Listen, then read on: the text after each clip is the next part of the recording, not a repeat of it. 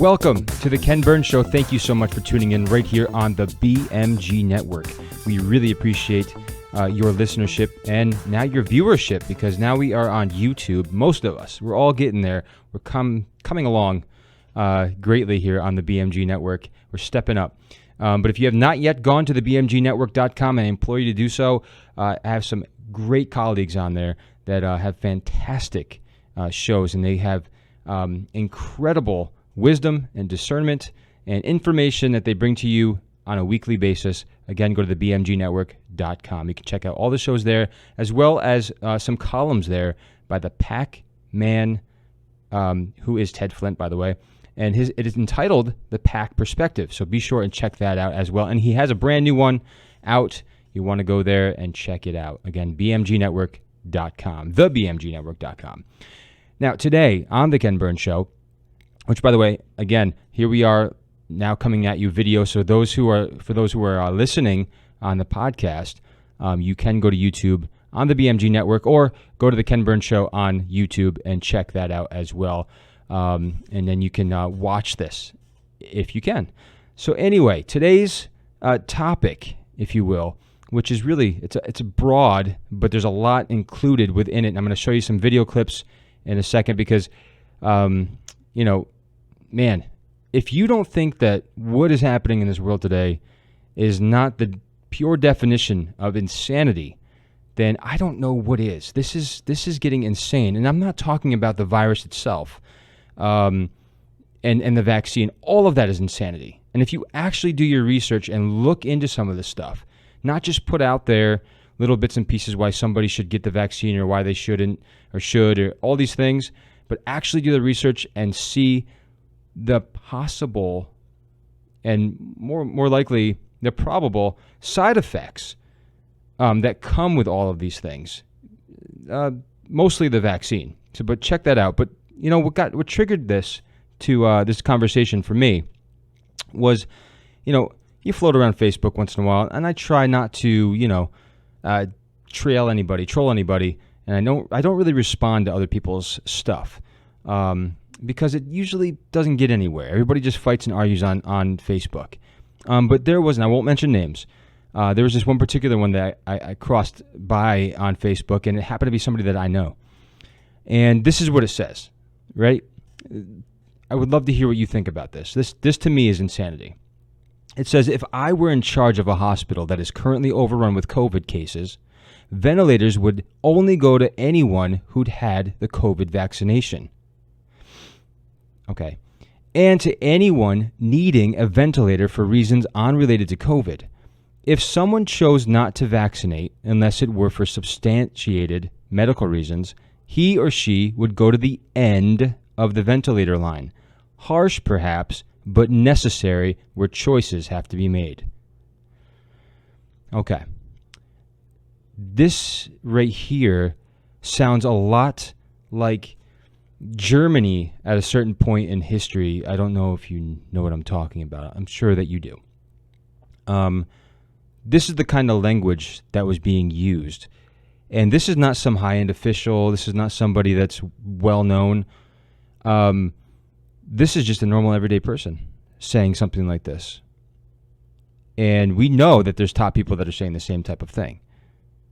This is sick. I mean, who says things like this? And you look at the replies, and you look at what people say. Many people absolutely agree with what this person said on Facebook.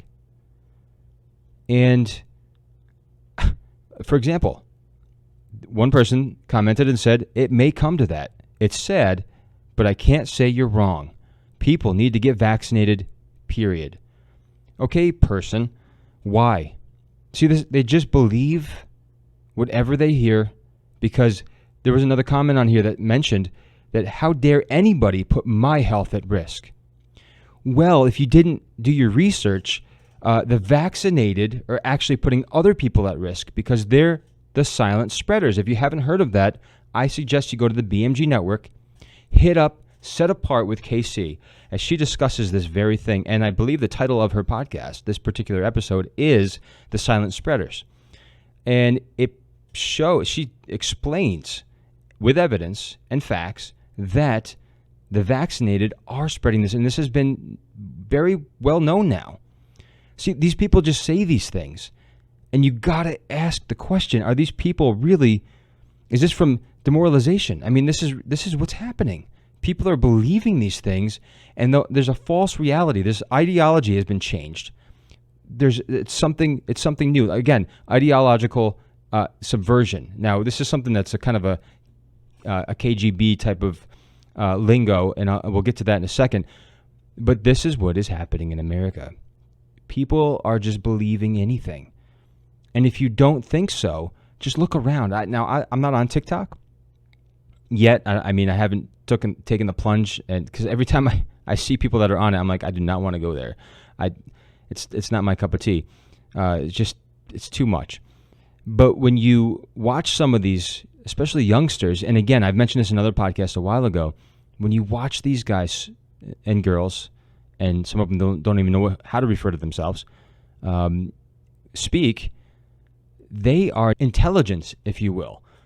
There's nothing there. It's just ideas and feelings and emotions because they've been lied to, and everybody is just going along with it. It's being propagated more and more, and they are just going with the flow, living some type of false reality.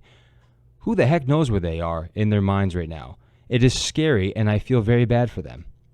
Now, thankfully, we have some incredible people that are speaking out and doing something about it. Now, I say this because in the midst of all of what's going on, and I'll stay on COVID for just a moment and the vaccines.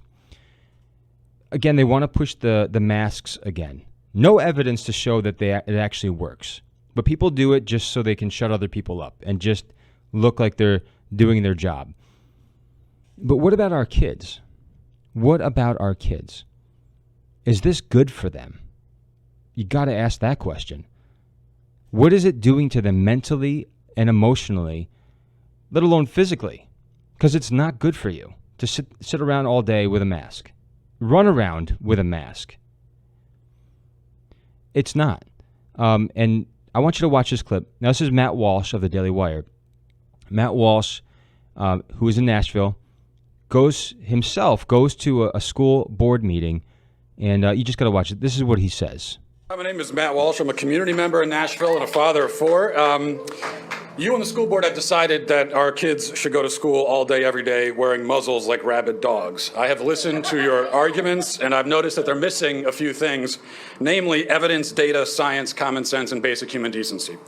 You've presented no facts at all, so let me do that now. Here they are. COVID poses almost no risk to our kids at all. 4.2 million children have tested positive for COVID. A total of 0.008% of them have died. What about the flu? The CDC estimates that 480 kids died from the flu in the 2018-2019 season. That's more than have died from COVID in a year and a half. Now, did anyone on this board suggest at any point that year that kids wear masks? Did anyone in this room suggest that at any point anyone wear masks for flu, which again is more dangerous to kids than COVID? That's a fact. Now, do you know what it's called when you force your children to wear masks for fear of a virus that poses almost no threat to them? It's called child abuse. You want to look up a disease, look up Munchausen by proxy, because that's what this is. If you think I'm exaggerating, then how would you respond to a parent who forced his kid to wear a football helmet every day, all day, for fear of falling coconuts and meteors? Your kid is almost as likely to die of COVID as he is from a rock from the sky, and yet if you saw that, you would say to that parent that he is abusive, that he is forcing his kid to participate in this utterly insane charade in order to satisfy his delusional, psychotic hypochondria. Now, do any of you know what sort of psychological damage we do to children by forcing them to cover their faces, teaching them that the air is toxic, that everyone around them is sick? Have you wondered about the health effects of forcing kids to breathe through sweat and spit and dirt-soaked rags every single day? What about learning to read and they can't see the teacher enunciating the words? What does it do to a child's developing immune system if he has to wear a mask all day, every day? You're satisfied to place this burden on children anyway. And why? It's not to keep them safe. They are safe. It's not to keep the adults safe. They can all get vaccinated if they want. No, you do it to make yourselves feel better and to protect yourselves politically. The child's mask is a symbolic security blanket for you, not them. It's a disgrace, and you should all be ashamed. Thank you for your time. And there you go. At that moment, I would rise up and say, "You're my hero, Matt Walsh," because that's the type of tenacity, of vigor that we need right now in this world. Now, Kristen Coons on Set Apart with KC just came out with her on her latest podcast. She mentioned that it's time to stand. How do we stand? That's the way to stand. It's saying, no, I'm not doing that. And my kids aren't going to do that either. Not allowed. You cannot do that to a free society. And again, for those who are pushing these vaccinations, like the vaccination, I'm all over the place here. But those who are pushing it, such as this person that I mentioned on Facebook, thinking that it's the right way to go, and that is that. And therefore, if you're not going to get it, you're at the back of the line. See, this is happening across the board. If you're not set in motion with what the government says to do, if you're not complying, if you're not complicit, then you are not worth anything to them. But you, who are making wise choices and decisions, knowing that there's some risks, and you're making your own medical decisions, which I thought that medical freedom was a thing. Apparently, it's not, according to these people. But somehow you're putting them at risk. And that's all that matters, not the risk that they pose to people around them. It's so backwards. And again, it is twisted and disgusting. And I hope some of these people that are part of these discussions are watching this right now, because I'm telling you, it's sick and twisted, and you need to do your research. You really do. Anyway, off of that, this is actually more disturbing than it is funny. It's ridiculous.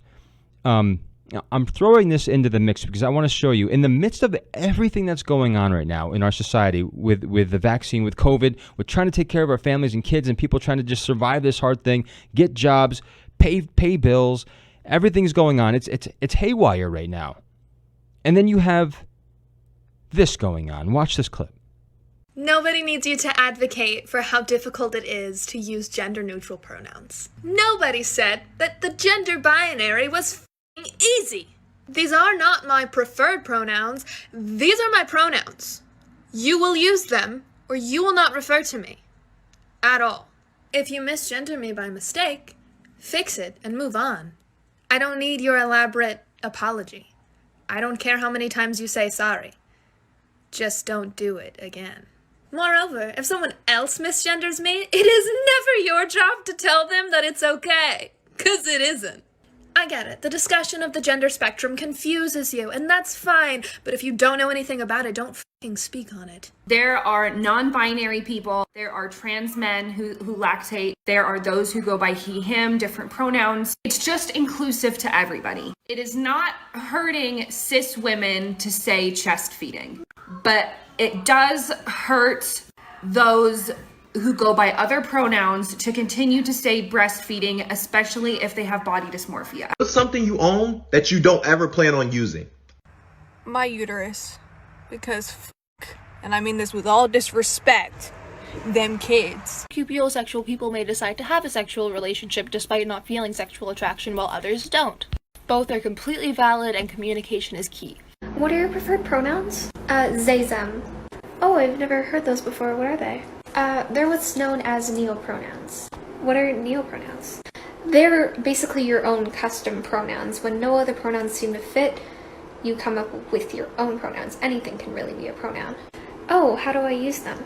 It depends on the person and their pronouns. They, them follows a similar spelling to they and them, and even similar grammar rules like there and there. So they, them, themselves, theirs, things like that. Oh, okay. And there are other neopronouns you said? Well, yeah, because they're customizable. Anything can be a pronoun, really. Oh, I didn't realize that you can customize your own pronouns. That's pretty cool. Thank you. Hi, I'm Jax, and I just came up with new neopronouns that combine he, him, she, her, and they, them, okay? So hear me out. They, them, theirs, okay? They, them, their, whatever you want to consider it, right? Let's take the first one, the, okay? This combines she, he, and they, right? They. Thee. That's what thee said, you know? That's what they said. Next, we got them, right? Okay, so them, we got, that's just combining them and him. Them. You know? I went to a movie with them the other night. Last one, theirs, okay? It's just like theirs, but like also like hers. Theirs. That jacket's theirs.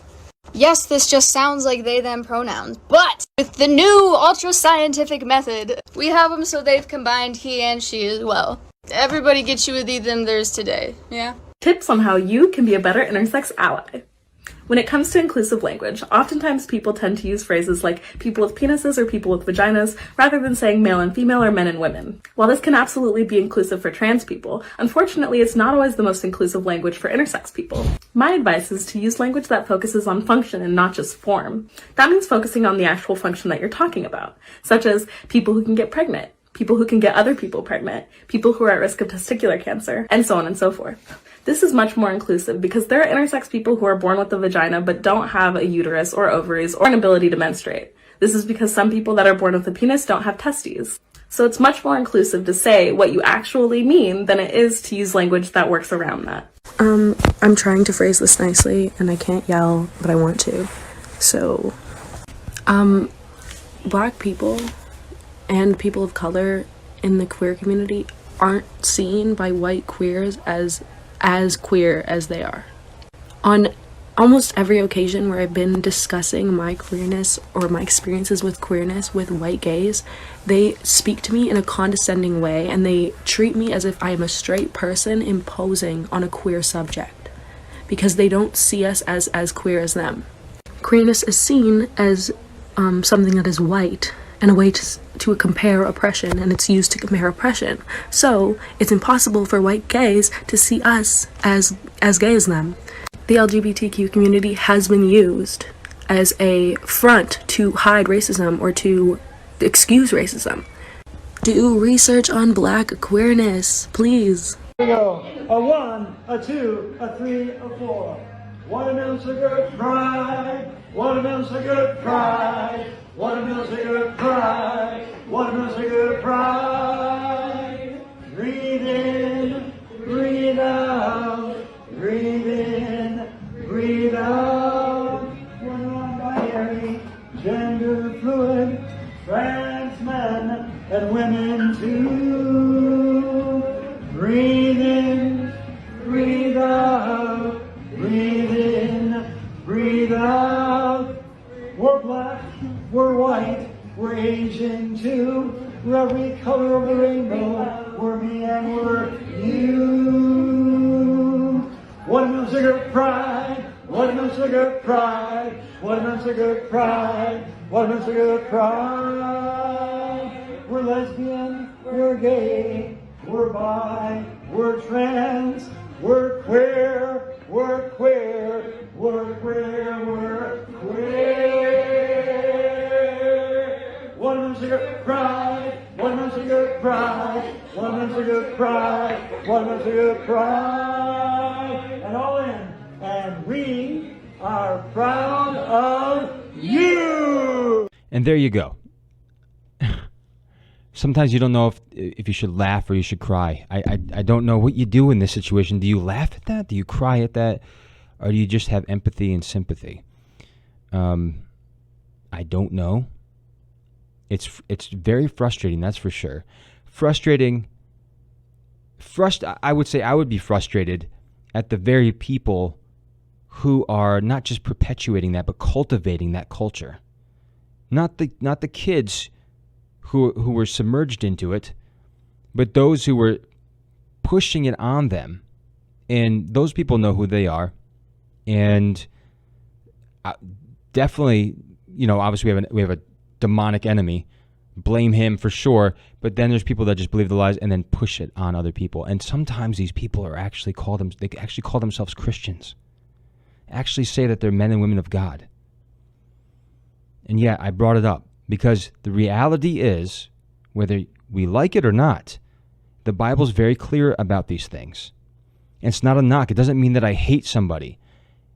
It means that you watched that video just now. they're being trained to push this on everybody else. Make sure that everything revolves around them and their feelings and their emotions, because yours doesn't matter, only how they feel. So if you don't understand them, if you don't understand their feelings and their emotions or who they think that they are, and it bothers them, well, you're the one at fault. And you need to change. You need to change your language. Remember, I've mentioned this on the podcast as well, and there's a great orator who Michael Savage, actually, who always came up with this. I think he had a book on this called Borders, Language, and Culture. That's what makes a country. Borders, very important, despite whether you like it or not. Language, we all have to have some type of language that we can speak to each other. He, she, that's it. It doesn't have to be them, whatever they want to say. And then culture. There is a particular culture. Now, we were born out of a culture of men and women who strived for excellence from a standard that came from God. That's that, whether you like it or not. Now, they want to change that standard. Again, ideological subversion. What is this? This is the whole thing that I'm getting to. This has been happening for quite some time. And maybe when I read some of this stuff, you'll realize that, wow, this is happening. This has happened. It takes some time, but it can happen. Here's what we have here, okay? We're going to talk about the steps of ideological subversion, okay? This is a quote from somebody on here. It says, "I was engaged in something much more unpleasant than espionage. I was engaged in ideological subversion, which is seldom explained to people by your media, because guess what? The media is part of that process." Just stopping there for a moment before I even get onto the steps. What do you think about that? You know the media is behind so much right now. This is why so many people like myself and the other people on the BMG network and other networks come on and try to say, listen, wake up. Wake up. Stop sitting around and just believing whatever you hear and then just living by it. What happened to the standard?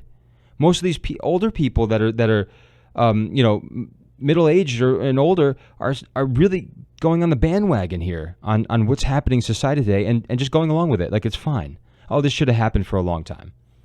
No, you just don't want to step up and you're going to go with the flow because you don't want to say no to any of these things because it's easier.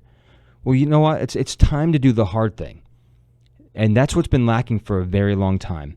The backbone has been broken in America. It's time that other people that have some backbones step up and start using it. So here we go.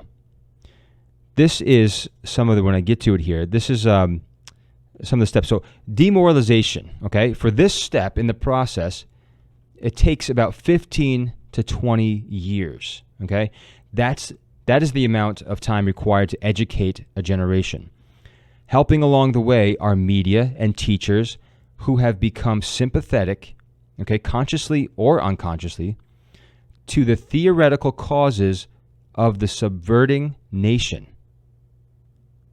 Okay. If that doesn't do anything for you, here's step 2. Destabilization. Following the earlier phase, this is a 2 to 5 year period to change the target country's foreign relations, defense, and economy. 3, crisis. Wow, if that doesn't ring a bell with you, or strike a nerve, or whatever, however you want to say it. Crisis. What crisis have we had? We've had many. I mean, within the 8 years of Obama, what really came out of that? You're going to hate me for saying this? Not everybody, some people.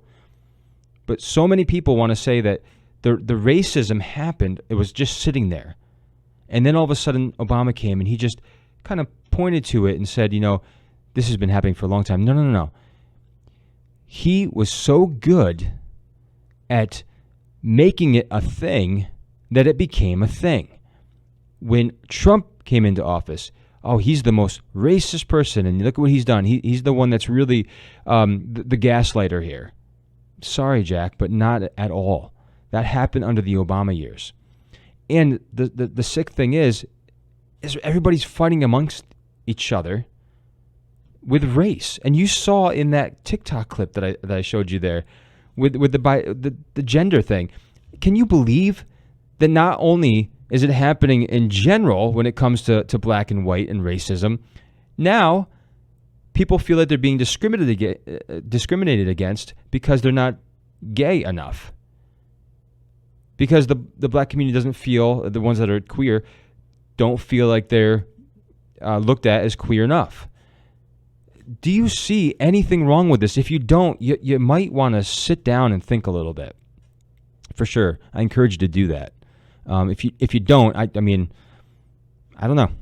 I don't want to say anything negative to you, but crisis, other thing, perhaps 6 weeks of chaos as a climatic turning point. So about 6 weeks. Let's see, we've been in COVID for a while now, so that's a pretty big crisis. And guess what's happening during this crisis? People are fighting amongst each other with vaccinations or no vaccinations. The virus, the variants, and there's some incredibly renowned doctors that I've been researching and looking into right now and watching that are coming out and saying some things that the media is not saying. And the great doctors of our time right now that are horrible, actually, for anybody to listen to, like Fauci, are not telling you. Maybe they actually don't even know. But again, or is it just a game and a narrative that they're sending our direction so that we really don't know? And I believe that one. I'm sorry to put my tinfoil hat on and act this way, and talk this way as if it's so conspiratorial, but you know what? At this point, it is. This is sick. The society is sick, and it needs to be healed. Not put a Band-Aid put upon it, not, wrap it up, go sit down for a little while, and then we'll check the wound in a little while. No, the wound is deeper, and it's because we've taken God out of everything. And the standard has gotten dropped. Now, this has been going on for a long time. It's not like all of a sudden, oh my gosh, it just happened. This has been happening for a very long time. It's a slow process. Remember, 15 to 20 years. More than that, of course, but it's gotten worse. So there's a crisis. And then, number 4, normalization. This stage changes the appreciation of what the status quo looks like. Okay?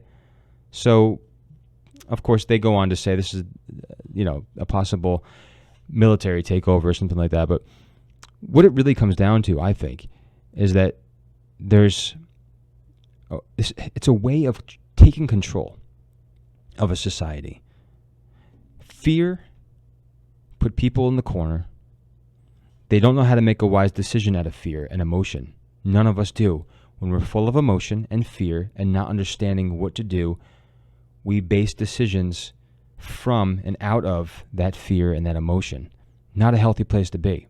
We're not rational.